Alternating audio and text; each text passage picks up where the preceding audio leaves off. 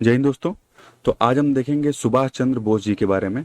ठीक, इनकी life history के बारे में डिस्कस करेंगे। तो देखिए, सुभाष चंद्र बोस जी जो हैं ये one of the greatest freedom fighters हैं। ठीक, और इन्होंने भारतीय राष्ट्रीय सेना को पुनर्जीवित किया। जो इंडियन नेशनल आर्मी थी उसको फिर से पुनर्जीवित किया, और 1943 में, जिसको हम आज़ाद हिंद हिंद फौज के नाम से जानते हैं।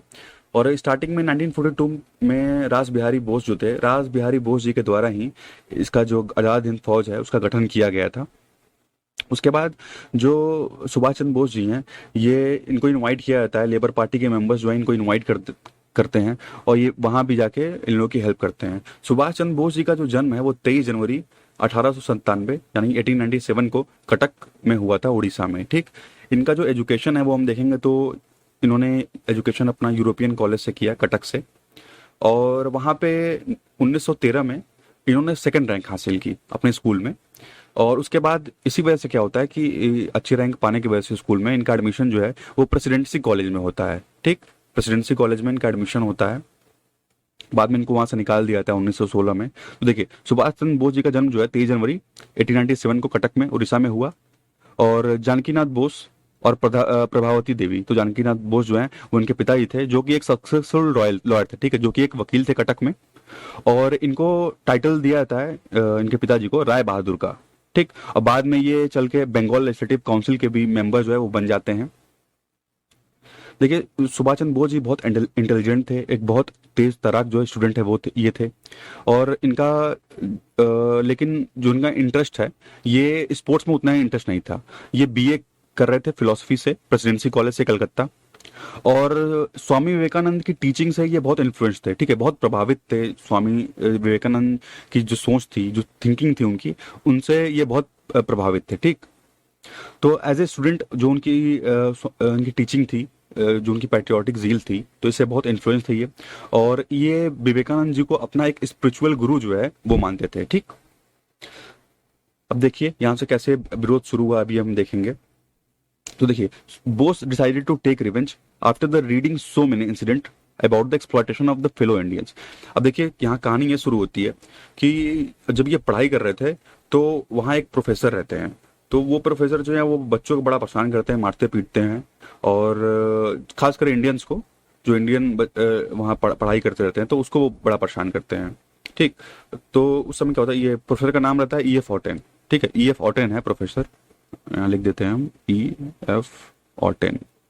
ठीक, तो ये प्रोफेसर जो है ये बच्चों को बड़ा मारते पीटते हैं और उन पर रेसिस्ट रिमार्क लगाते हैं, भाई कि आप इंडियन हैं, आप काले हैं, इस तरह से। तो बच्चों को मारते पीटते हैं। तो इसी की वजह से जो है ये सुभाष चंद्र बोस जी जो है वो प्रिंसिपल के पास जाते हैं शिकायत लेके कि ऐसी ऐसी समस्याएं जो हम लोग के साथ हैं। लेकिन प्रिंसिपल जो है उस पर कोई एक्शन नहीं लेता है। जब कोई एक्शन नहीं लेता तो अगले दिन क्या होता है कि फिर जब फिर से दोबारा ये टीचर मारने की कोशिश करते हैं तो यहाँ सुभाष चंद्र बोस जी ही इनको पीट देते हैं। ठीक, और उसी के लिए जो है उनको यूनिवर्सिटी से एक्सपेल कर दिया जाता है, निकाल दिया जाता है 1921 में। ठीक, उसके बाद जो है देखिए क्या होता है कि देखिए, सुभाष जी को यहाँ पे निकाल दिया 1941 में। ठीक है, उसका देखेंगे तो Bose was arrested and imprisoned for organising boycott in celebration to mark the prince Wales. अब देखिए 1921 में क्या होता है कि इनको जो है प्रिंस ऑफ वेल्स आते हैं इंडिया, तो ये जो है मतलब बॉयकॉट कर देते हैं, मतलब कहते हैं सबसे कि आप जो है बॉयकॉट करिए यार, इनके यहाँ मत जाइए। तो उसी वजह से जो है इनको जो है जेल भेज दिया जाता है। अब देखिए, उसके बाद इनके पिताजी इनसे कहते हैं, सुभाष चंद्र बोस जी के जो पिताजी हैं वो इनसे कहते हैं कि तुम जो है सिविल सर्वेंट की तैयारी करो।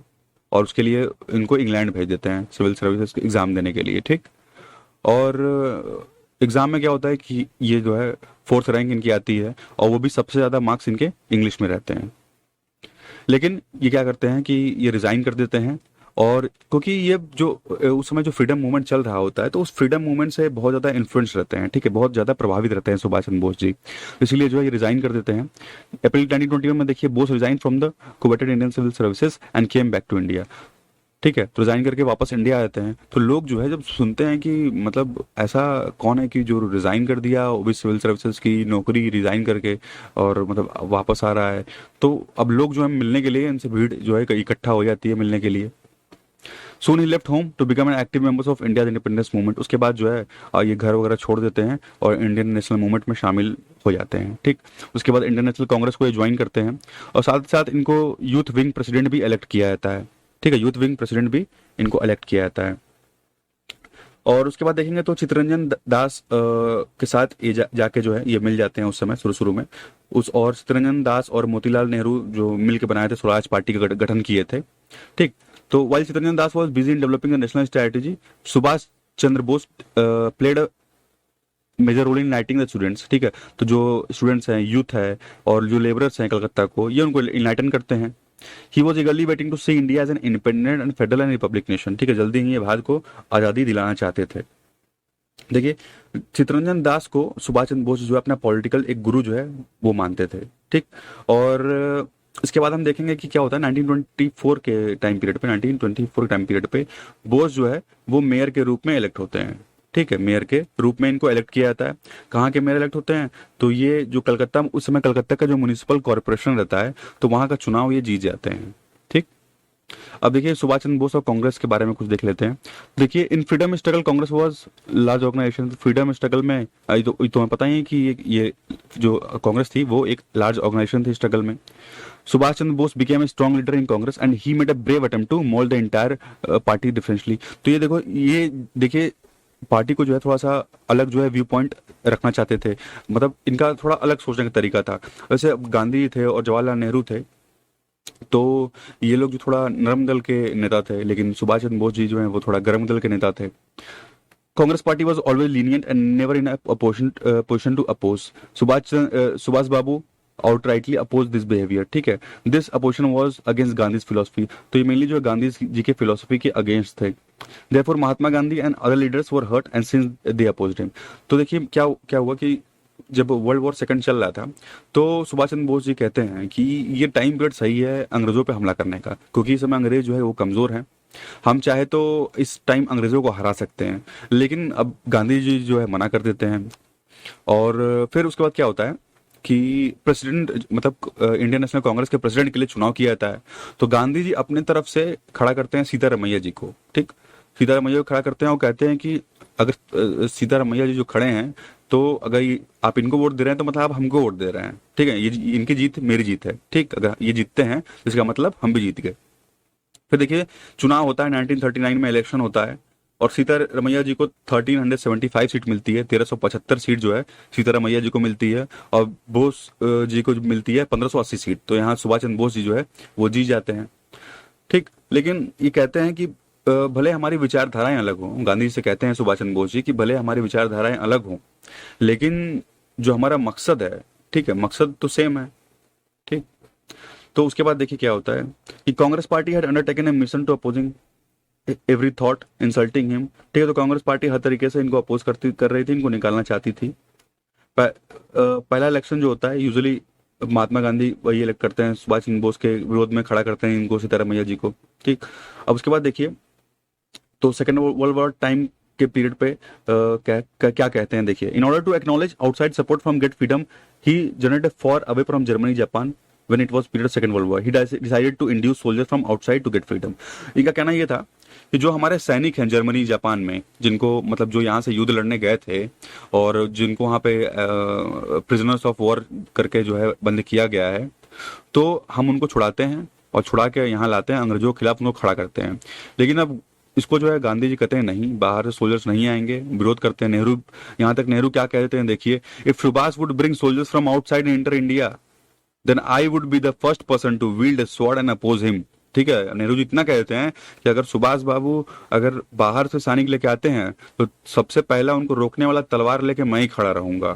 ठीक, इस हद तक जो है इनका विरोध होता है यहाँ पे। अब देखिए आजाद हिंद फौज और Netaji. Netaji Subhash Chandra Bose was against rendering any kind of help to the British during world war second. अब देखिए द्वितीय विश्व युद्ध के समय में जो है बोस जी नहीं चाहते थे कि हम लोग इनका सपोर्ट करें यहाँ वहाँ, क्योंकि फर्स्ट वॉर में तो ये लोग वादा कर लिए थे अंग्रेज कि आप हमारा फर्स्ट वॉर वर्ल्ड वॉर जब हो रहा था तो हमारी हेल्प करिए, हम आपको आज़ादी दे देंगे। यही लॉलीपॉप जो है ये लोग सेकंड वर्ल्ड वॉर में दिए। ठीक है, लेकिन यहाँ पे इनके द्वारा मना किया गया सुभाष चंद्र बोस जी के द्वारा।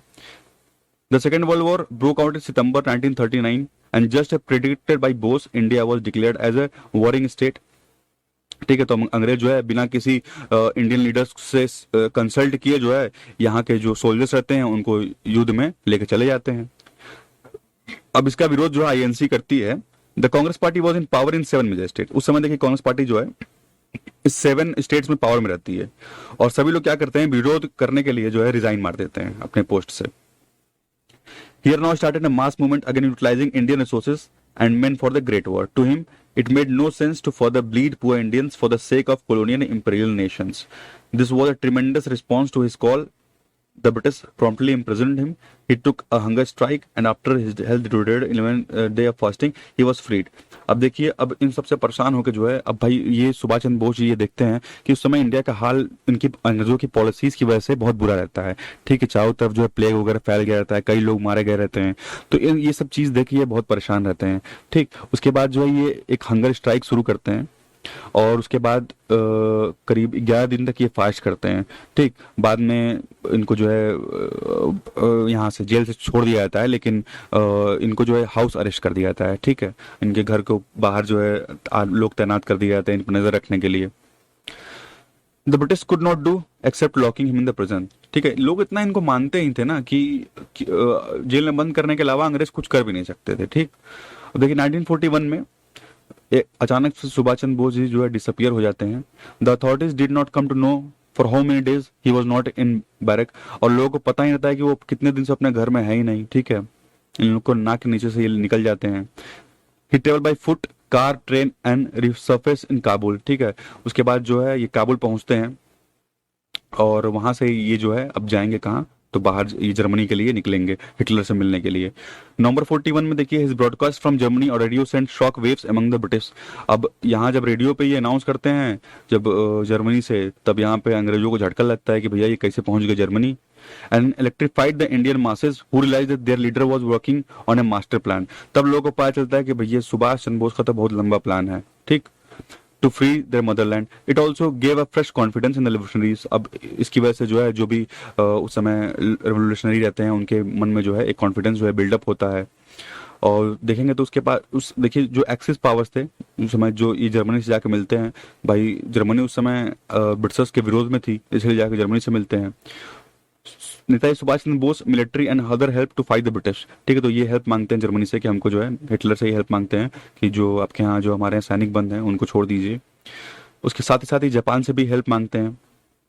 दोनों के द्वारा इनका हेल्प किया जाता है। ठीक है, Japan by this time had grown into the another strong world power, occupying key colonies of Dutch, French and British colonies in Asia. तो उस समय जापान भी जो बहुत एरिया पे कब्जा कर लिया रहता है। Netaji Bose had struck alliances with Germany and Japan. तो जर्मनी और जापान के साथ जो है यहाँ पे एक अच्छा संबंध स्थापित करते हैं। He rightly felt that the presence of East would be help in the countrymen in freedom struggle and second phase of his saga began। ठीक है, अब यहाँ से जो है इनका सेकंड फेज का जो स्टोरी है वो शुरू होता है। It is told that he was last seen on the land near कायल कैनाल इन जर्मनी। तो लोगों द्वारा कहा जाता है कि जर्मनी में इनको देखा गया कायल कैनाल के पास 1943 में। A most hazardous journey was undertaken by him under water covering 1000 of miles. ठीक है, देखिए ये पनडुब्बी के सहारे जापान इनको जो है पनडुब्बी देता है, उसी पनडुब्बी के सहारे जो है ये अंडर वाटर होके जो है ये जाते हैं कई टेरिटरीज क्रॉस करते हुए।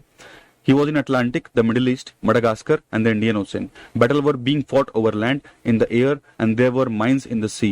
At one stage we traveled 400 miles in a rubber dinghy to reach Japanese submarine which took him to Tokyo। ठीक है, तो सबमरीन की हेल्प से जो है ये टोक्यो पहुंचते हैं और यहाँ पे इनका जो है स्वागत सत्कार किया जाता है और इनको इंडियन आर्मी का जो वहाँ आर्मी रहती है इंडिया की उसको नेताजी सुभाष चंद्र बोस जी को यहाँ का जो हेड है वो डिक्लेयर कर दिया जाता है, जिसमें करीब 40,000 सोल्जर्स हैं।